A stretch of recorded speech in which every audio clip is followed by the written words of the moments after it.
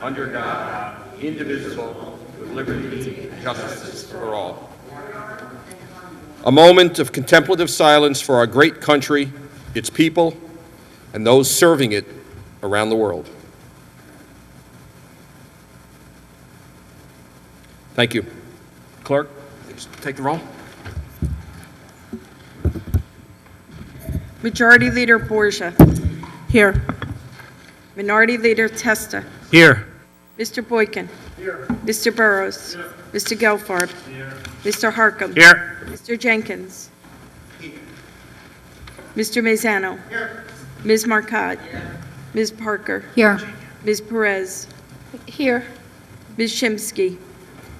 Here. Mr. Smith. Here. Ms. Spreckman. Here. Ms. Williams. Here. Mr. Williams. Here. Mr. Chairman. Present. Call for motion on the consent agenda. Majority Leader. Thank you, Mr. Chairman. I would like to move the consent agenda with the following two items. On page number 3, item 7, we would like this also to be sent to the Committee for Public Safety. And on page number 6, item number 19, likewise, this item should also be reviewed by the Public Safety Committee. With those changes, so moved. And infrastructure remains? Yes. So it'll be the 4 committees. Okay. Mr. Testa? We agree. Mr. Mazzano? Yes. We'll pause. Okay. No objections. Now, the minutes approval? So the I'd like consent to- agenda is moved forward. Yeah. Minutes approval. I'd like to move the minutes of the Monday, January 27th, 2014 meeting at 7 p.m. and the Wednesday, January 29th, 2014 at 5:45 p.m. Excellent. And again, Mr. Testa? Agreement, sir? And Mr. Mazzano, any objections? Okay. Again, the minutes are approved. At this point, will the clerk please read the rules for public comment? Each speaker shall be limited to 3 minutes. I'll call the names of the speakers and ask that you please come down the aisle to my left and wait behind the black ropes. Mayor Joe Sack, Chris Knowles, Donna Levin, Susan Totten, Regina Riley, Edmund Riley, Phil DeCaro, Michael Vichy, Deirdre Curran. And the first speaker is Mayor Joe Sack.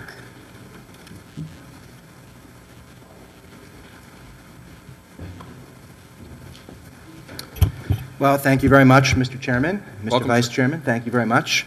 My name is Joe Sack. I am the mayor of Rye, New York, and thank you very much for allowing me to speak here to you all this evening.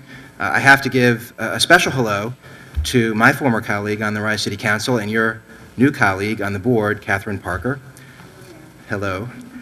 I'm here to speak tonight very briefly on 2 items which do appear on your agenda, related items having to do with Playland. Playland is a topic of great interest in the city of Rye, and it's a topic that has been in front of us for some time.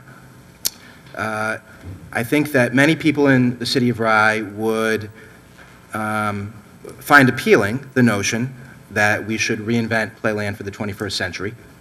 And there are also many people in the city of Rye who would also endorse the program put forward by Sustainable Playland, Inc. However, of late, there has been a lot of consternation with regard to one aspect of the plan, and that is having to do with the field house. I think that there are, amongst my constituents, amongst the residents of Rye, there are people who feel very passionately on both sides of this issue. There are people who believe very strongly that we need more field space.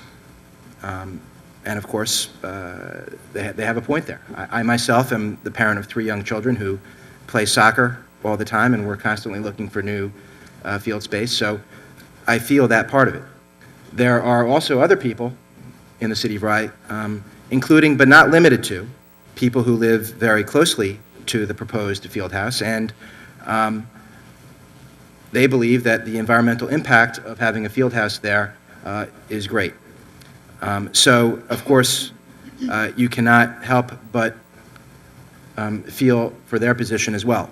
So we have two sets of competing interests, and I hope that after you refer these two items to your committees, that you do your due diligence to investigate what the environmental impacts are, what the needs are, so that we can come to an informed and appropriate conclusion. So we thank you in the City of Rye for your leadership.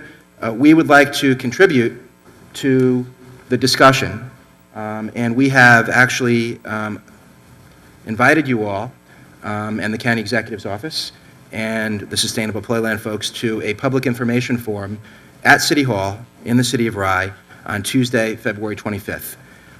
So what we'd like to do is get as much information in the public domain out there as possible. I see my time is up. I think that's the first step towards coming to the right outcome. I'm sure you'll hear from people who have different views on this. Right now, we're trying to play the role of honest broker, and we hope to do that, Mr. Chairman, on February 25th. Thank you very much. Thank you, sir, and welcome to our chambers. Thank you. Absolutely. Next speaker. Chris Knowles.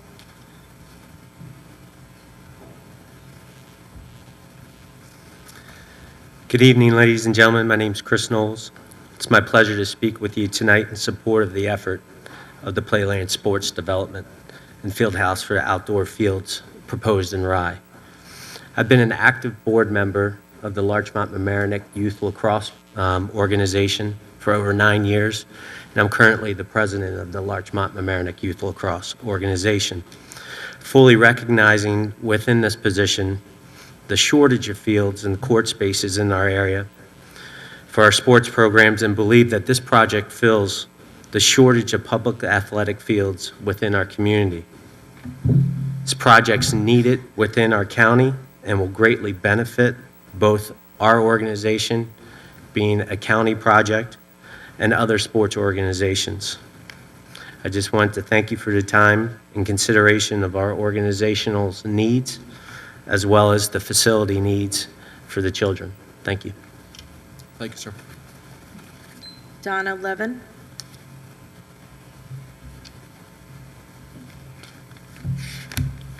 Good evening, ladies and gentlemen. It's my pleasure to speak tonight in support of the efforts of Playland Sports to develop the field house and outdoor fields proposed at Playland in Rye. While I stand here as a board member for a nonprofit organization called FC Westchester Elite, I feel that I also represent thousands of young athletes, coaches, and parents who today struggle with a shortage of sports fields and courts for all of our sports programs. Many of us feel that this project is the solution to that shortage of public athletic space in our community. This project would allow our children to practice and play sports year-round, indoors and outdoors, without needing to travel long distances and during the hours so inconvenient to a family's schedule. More importantly, this project would create a positive setting for youth development across our county. Sports venues connect people. They connect institutions. They promote the fundamentals of good health, and they offer positive peer interactions during very appropriate social activities. We would be investing in the health of our children as well as creating stronger bonds within our communities. This project is needed in Westchester County. It will greatly benefit all the sports organizations in our area, not just the one that I represent.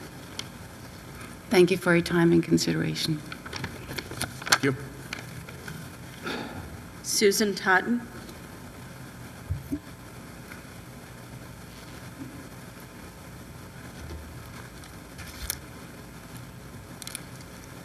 I'm Susan Totten. I was here again.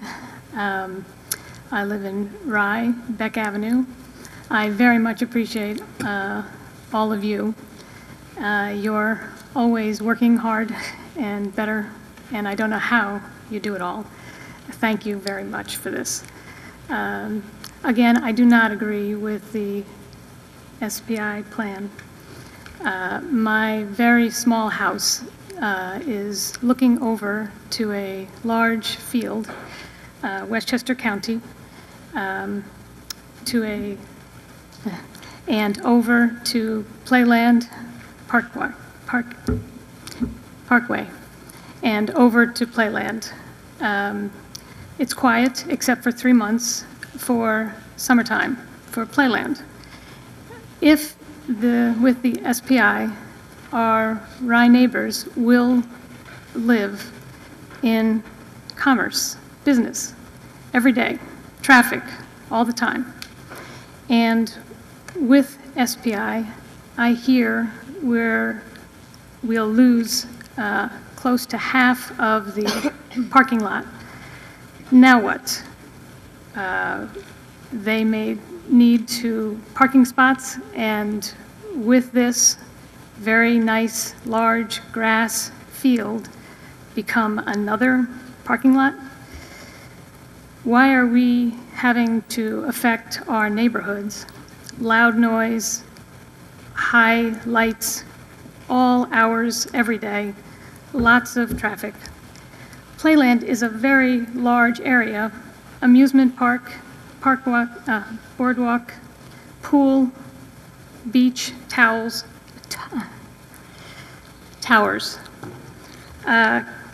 Can't we simply keep it? Again, just fix it quickly by this spring and get it even, non-profit, no deficit. If SPI doesn't work after, what will happen? Another big building. Thank you. Regina Riley.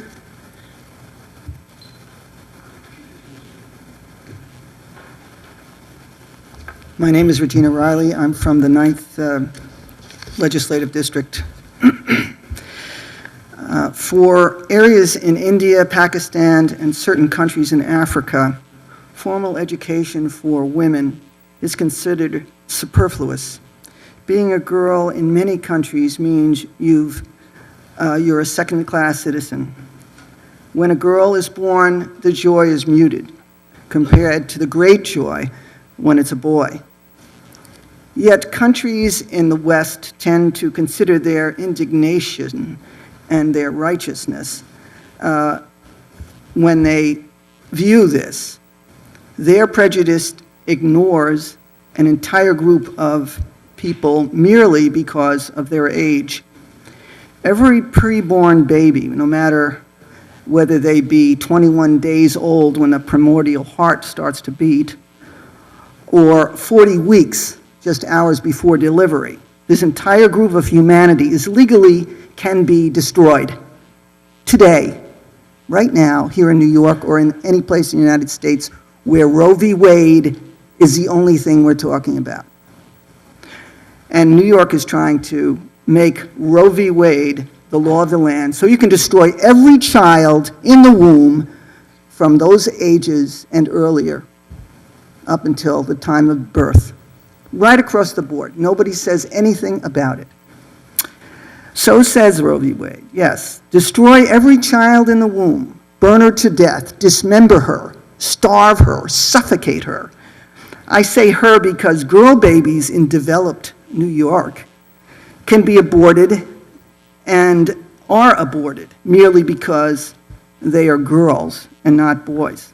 Sex selection abortion, yes, here in New York, and it continues thanks to Assemblyman Silver and the Assembly, which just passed again the Reproductive Health Act, or the 10th section of the Women's Equality Act, which is a laugh to call it women's equality, for the reason I just mentioned, and also safe, legal, and rare. Rare, we know it isn't rare. We know that we have twice as many as the proportionate population of this state are being aborted. And legal, yes, they're trying to make it even more legal. They want to let non-doctors do abortions on women from any trimester, first, second, and third, right up until the time of delivery. Now, if you call that first-class patient care, well, you're in a different time zone, in a different universe than I am. That's second-class citizenship right there. Non-doctors doing that kind of thing to a woman. All right, last thing. Safe? Yeah. Legal? Legalizing it so that a woman who is coerced into an abortion or is forced into an abortion has no recourse in the criminal code because they want to take all abortions out of the criminal code and put them under the health care. Now, is that really helping women? Is that really going to help a woman when she's forced to have an abortion? I don't think so. Thank you, Ms. Riley. Edmund Riley?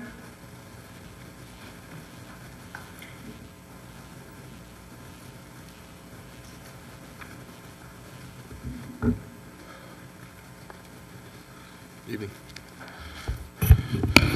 My name is Ed Riley. I'm from Croton.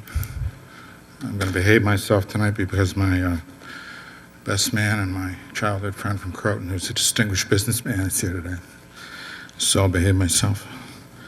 Number one, for about the 42nd time, we challenged the abortion coalition of Borgia, Shimsky, Williams, soon to be joined by Parker, to investigate the way abortions have been conducted in this county, specifically by Planned Parenthood using RU 46 on black and Hispanic women, the way they've exploited women on public assistance with the county's help, both in Yonkers and in Greenburgh, and how they've tested contraceptives on these women, especially injectable contraceptives, which they'd start 1 month and then they'd be withdrawn from the market because they were unsafe the next month, but the poor women still had them injected.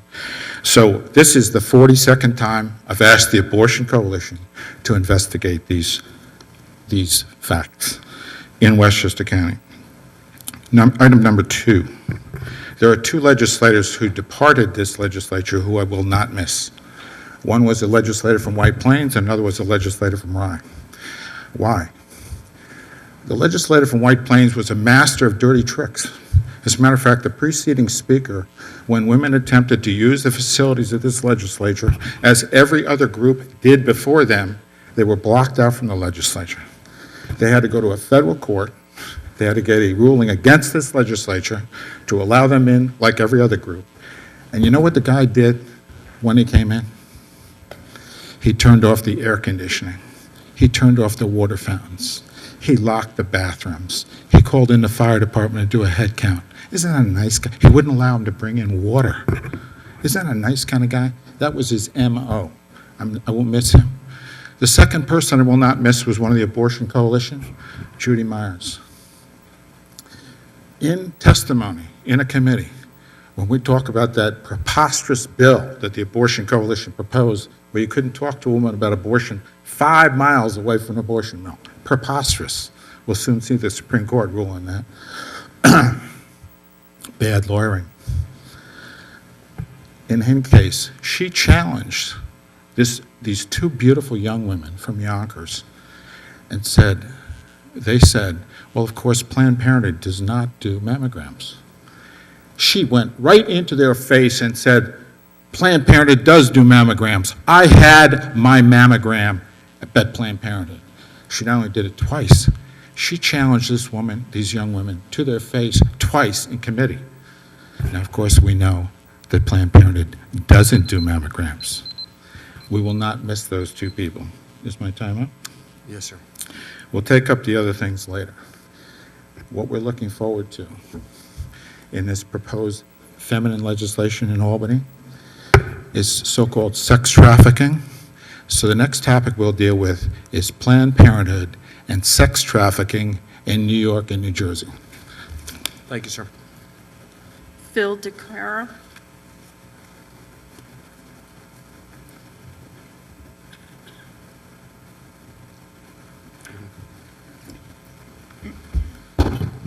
Good evening, Mr. Chairman, members of the board. I'm here to speak about children as well. I am a citizen of Rye and one of the co-founders of Rye Youth Lacrosse, and I'm here to speak in support of Fields for Our Children in Rye and southern Westchester.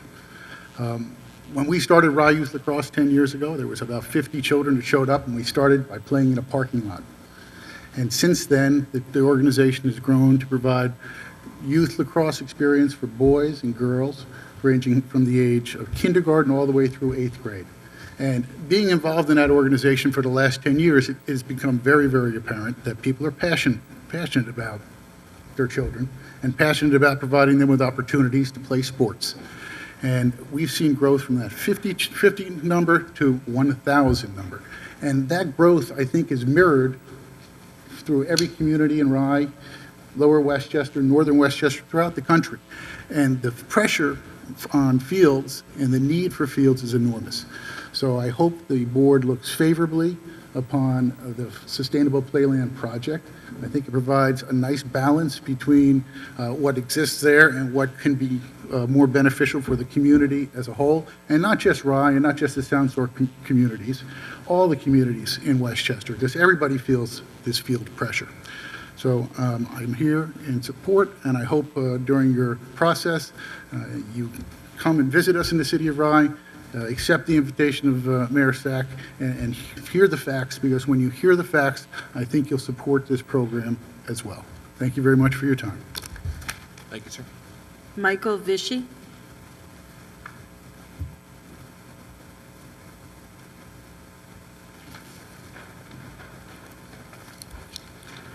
Hello, I'm Michael Vishy of Redfield Street in Rye. I'm here again to express my opposition to SPI's Playland Improvement Plan, including environmental impact and parking.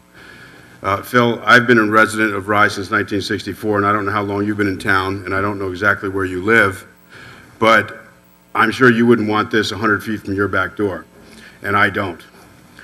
As to no significant environmental impact, that can't be further from the truth. Right now, the main parking lot is not used in the winter, therefore not plowed or salted. If the Playland Improvement Plan goes through and the field house is built, open 24/7, 365, this lot will need to be plowed and salted for traffic in the winter, and the salt will run off directly into Playland Lake. How is that not an environmental impact? As for parking in the grand entrance to Playland, the grass fields on either side of the parkway are sanctioned to be used for parking. With the least bit of rain, both of these areas get very soft and flooded easily. If they are used as intended, the damage will be significant, and if all goes well with the visitation numbers that they propose, the need for them will be paved will be imminent. No environmental impact? The removal of trees with bird nests and squirrel's nests has no impact? I would like to invite you all of you, to visit the site with me on Saturday before Mayor Sack's meeting at 11 o'clock so you can visualize exactly where these cars will park, not only impacting the environment, but our privacy, safety, and a peaceful way of life. You can meet me in the parking lot adjacent to the pool. I'll be there. How many of you will be there? Thank you. Thank you, sir. Deirdre Curran.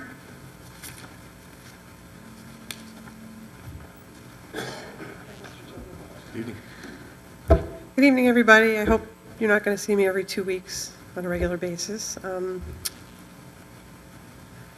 couple of points I want to make. I'm going to say the same thing to the people in the room tonight that got up to speak in favor of the fields that I've said at the Rye City Council meetings, and I'm going to look directly at you.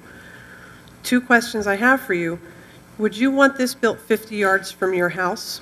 And I'm pretty sure that all 3 of you would say, no, I don't want that directly in my neighborhood.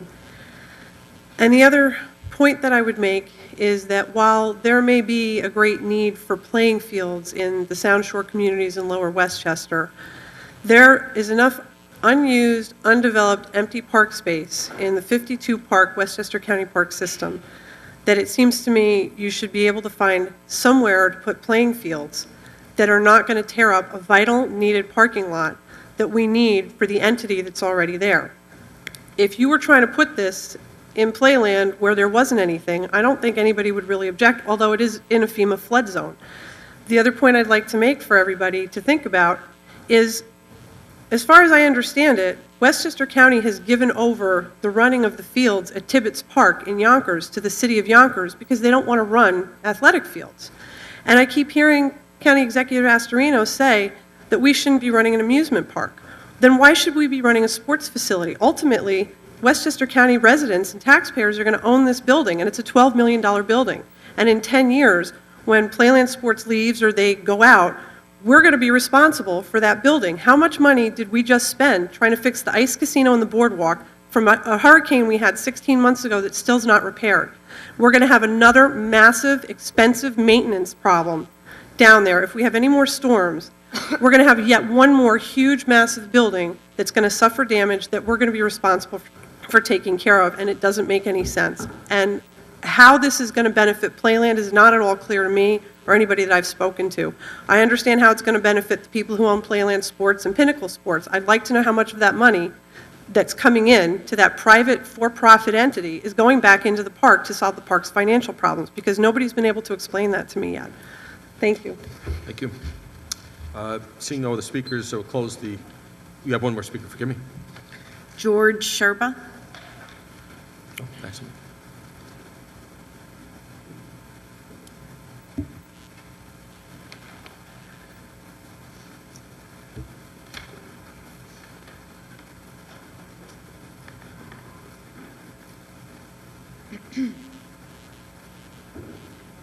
Good evening. Good evening, sir. George Sherbo, 16 Adelaide Street, Rye, New York. I'm here to speak out against, once again, the Playland Improvement Plan, particularly the SPI project. I think it's flawed, in particular the field house. The FEMA regulations have not been posted yet, post-Sandy, and if there's further encroachment into the area where the field house is built, and it's allowed to be built before the regulations come out, it's going to be grandfathered in, and if it floods, Westchester County is going to be responsible for its maintenance and upkeep.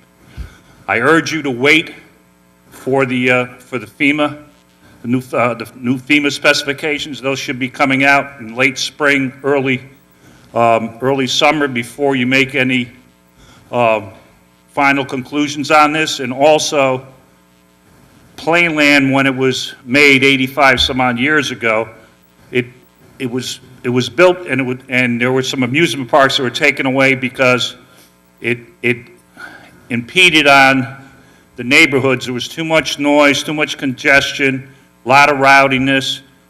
So when they built Playland, they built it on the edge of the water, and they constructed the parking lot as a buffer zone for the neighborhoods to try to keep the noises far away from the property. Now, it's going to be encroaching on the neighborhoods, and I really, truly believe this is going to affect our quality of life and our property values. Please consider this. Thank you. Thank you, sir. Madam Clerk, any other speakers? Mr. Chairman, I have no other cards. We'll close the public comment portion of the meeting. Madam Clerk, we have a gentleman. In fact, do we have one more room for one more? He didn't fill out the card, but we have one. What's that? Do you have we'll have you complete a card also. We'll let you certainly speak. Yeah, you complete it right after you speak. You're welcome, sir. Good evening, everyone. My name is Brian Robinson. I'm a Rye resident, as well as a soccer coach and sports performance coach in the Westchester area. It's my pleasure to speak before you tonight on behalf of Playland Sports. As I said, I'm very actively involved in youth athletics, and we live in a time which I think is different than when we grew up. Open space is not as accessible. Children have many more distractions. The mechanism for coping with stress, in my view, is athletic and positive environment. This is so important for our kids. I'm not going to reiterate all the tragedies that have occurred over the last couple of months. There was a suicide at University of Pennsylvania, tragic. This was an athlete, and I don't know if Sustainable Playland is going to change this, but I do know that with our local communities, there are too many negative distractions, and this type of facility is a positive and is only something that we should consider. I understand all the environmental issues, and I'm sympathetic with that, but I'm looking at it from a parent, and it is so important. Thank you. Thank you, sir. And if we could just have a staff member fill out a card. Okay. Madam Clerk, do we now have any more speakers or cards? No We are more cards. Replete with public comment this evening. At this point, would the clerk please read the items of unfinished business before us? There are 2 items of unfinished business tonight. Both items were held over at the January 27, 2014 regular board meeting and appear here as items of unfinished business for committee referral only. First item, ID number 6622, is an environmental resolution determining there will be no significant impact on the environment from the adoption of an act approving the first annual Playland Improvement Plan. Long roll call at this point, unless we have comment? Yeah. Mr. Harkin? Just a quick comment, Mr. Chair, really a point of clarity for the public. Today I received a couple of emails from folks who thought this was the actual vote on the Playland Improvement projects. This is not. This is merely a ministerial act, this and the following item, just to refer them to committee. They were held over from the last agenda. So we just want to reassure the public, this is not the vote on the policy, just a ministerial vote to get this into committee so we can talk about that analysis that all our public speakers have been speaking about. Excellent. Any other discussion? Otherwise, at this time, long roll call for referral. Ms. Borgia? Yes. Mr. Testa? Yes. Mr. Boykin? Yes. Mr. Burrows? Yes. Mr. Gelfarb? Aye. Mr. Harkam? Yes. Mr. Jenkins? Aye. Mr. Mazzano? Yes. Ms. Marcotte? Ms. Parker? Yes. Ms. Perez? Yes. Ms. Shimsky? Aye. Mr. Smith? Yes. Ms. Spreckman? Yes. Ms. Williams? Yes. Mr. Williams? Yes. Mr. Chairman? Aye. By a vote of 17-0, the item will be referred to the Committees on Budget and Appropriations, Parks, Labor, Planning and Housing, and Economic Development. The second item is ID number 6623, an act approving the first annual Playland Improvement Plan. Any comment? Otherwise, without objection, we will take the long prior roll call.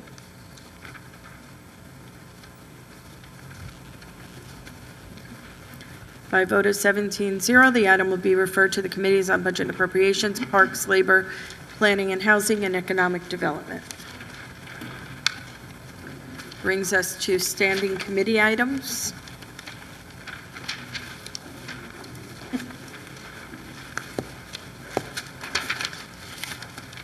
From the Committee on Budget and Appropriations, an act fixing and determining the amounts of county taxes for operating purposes and county share of MTA, the special district taxes, and other charges against the various towns and cities in the county, and levying such apportioned amounts for the purposes therein set forth against such towns and cities.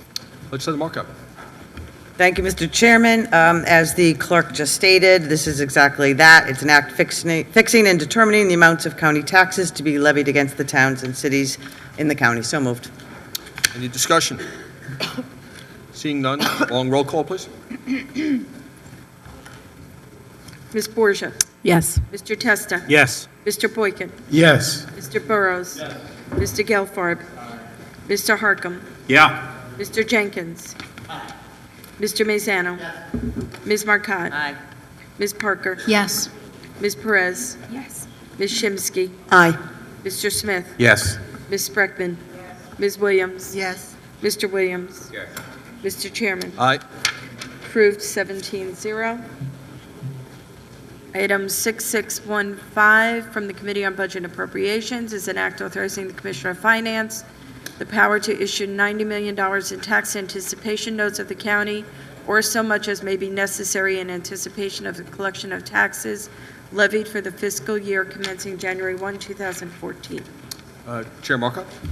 Thank you, Mr. Chairman. This was discussed earlier in committee this morning, and it is an act which will give the Commissioner of Finance the authority to issue $90 million in a tax anticipation note. So moved.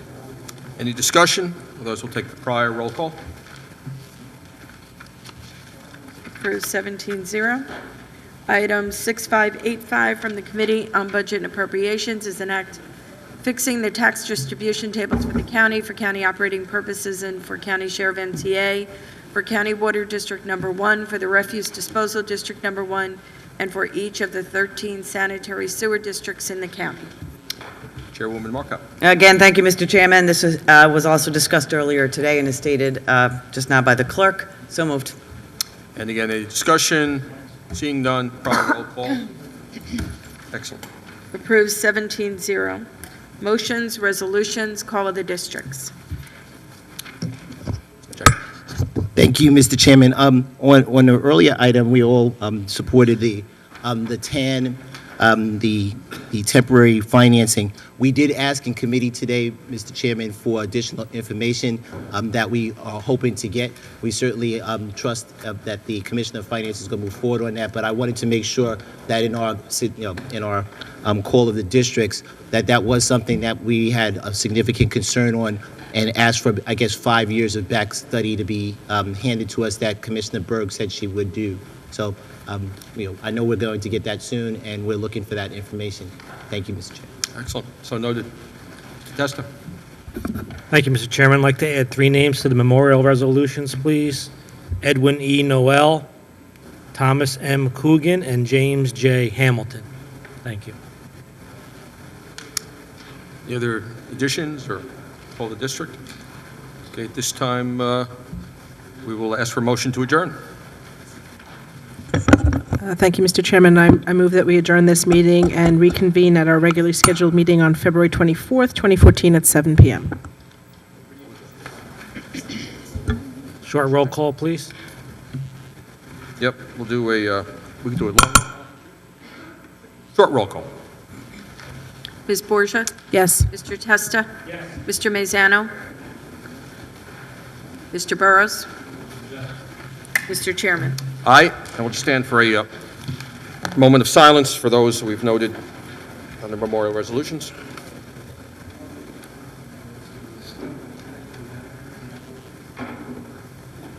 Good evening. We are adjourned.